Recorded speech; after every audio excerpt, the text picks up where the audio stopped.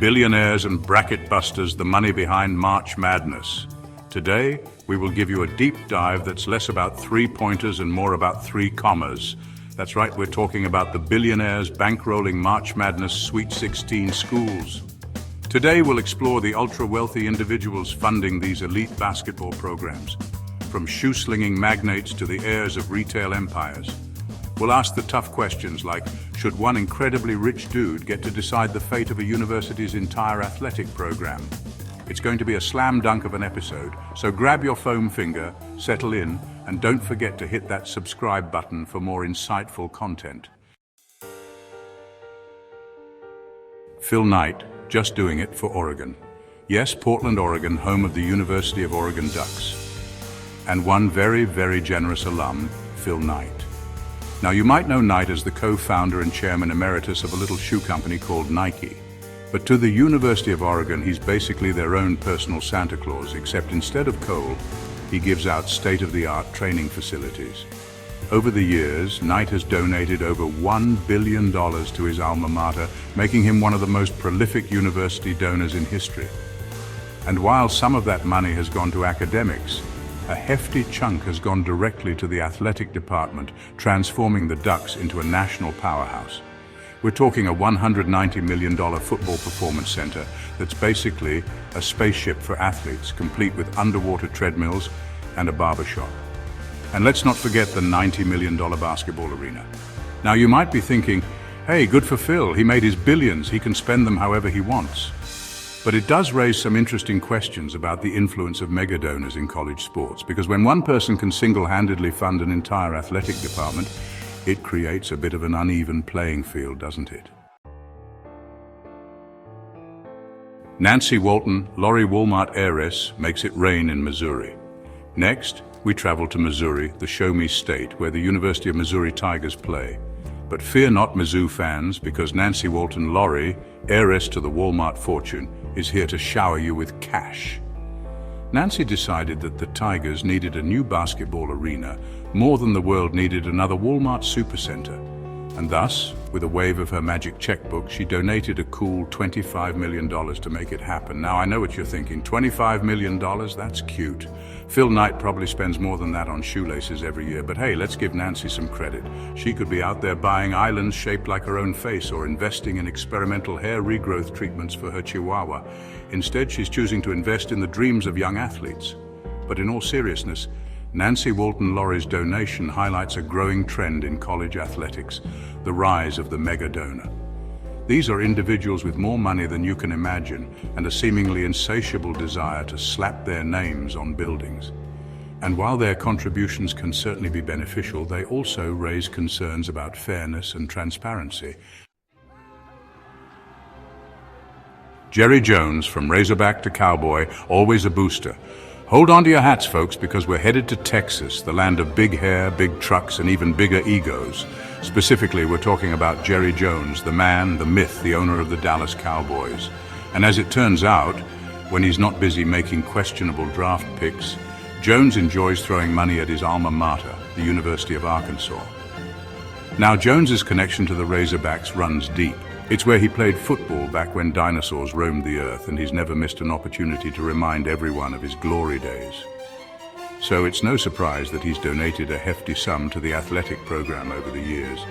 We're talking a cool $10.65 million, which in JerryJones money is basically like throwing a nickel into a wishing well. But here's the kicker.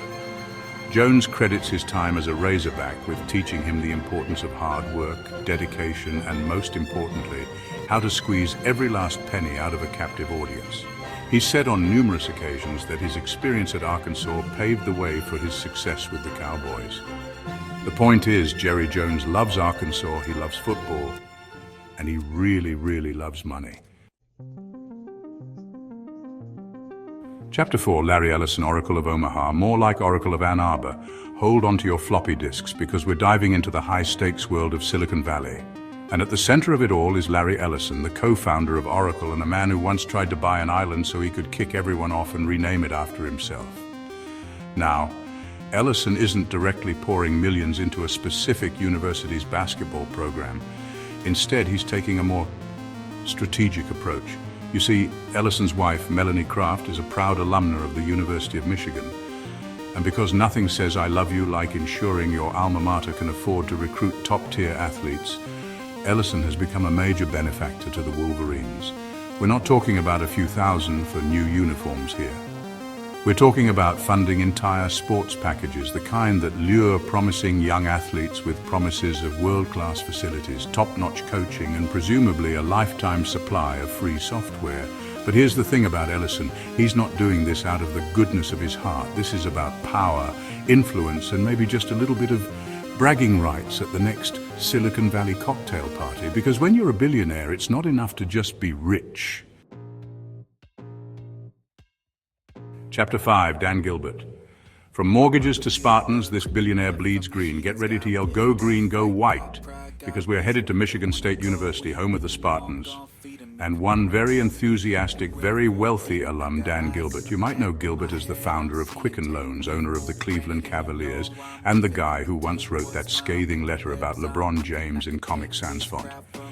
Now, Gilbert's love for Michigan State runs deep, like disturbingly deep. The man bleeds green and white, and he's not afraid to show it. He's donated millions upon millions to his alma mater, including a cool $15 million to the basketball program. And while I'm sure the university appreciates the gesture, I can't help but wonder if they're also a little terrified of what might happen if they ever miss the NCAA tournament. But in all seriousness, Gilbert's generosity has undoubtedly benefited Michigan State. He's helped fund new facilities, scholarships, and even a fancy new basketball practice facility named after, you guessed it, Dan Gilbert. And while some might criticize his motives, there's no denying that Gilbert's contributions have helped elevate the Spartans to one of the top programs in the country. Of course, it's not all sunshine and roses. There's always the lingering question of whether these mega donations give universities an unfair advantage in the world of college athletics. Chapter 6. Beyond the Bracket, the Billionaires Bankrolling College Sports. So far, we've met a rogues gallery of billionaires who've decided that the best way to relive their glory days is to pump millions into college sports. But trust me, folks, this is just the tip of the iceberg. There's a whole league of ultra-wealthy individuals out there using their fortunes to shape the landscape of college athletics. Take Bill Gates, for example. Now, when he's not busy trying to eradicate polio or whatever, Gates likes to dabble in a little bit of philanthropy. And one of his pet projects is education. He's donated billions to educational causes over the years, including a sizable chunk to his alma mater, Harvard. Now, I know what you're thinking, Harvard? Don't they have enough money already? And the answer is yes, they do. But that hasn't stopped Gates from throwing a few million their way just to sweeten the pot. But Gates is just one example.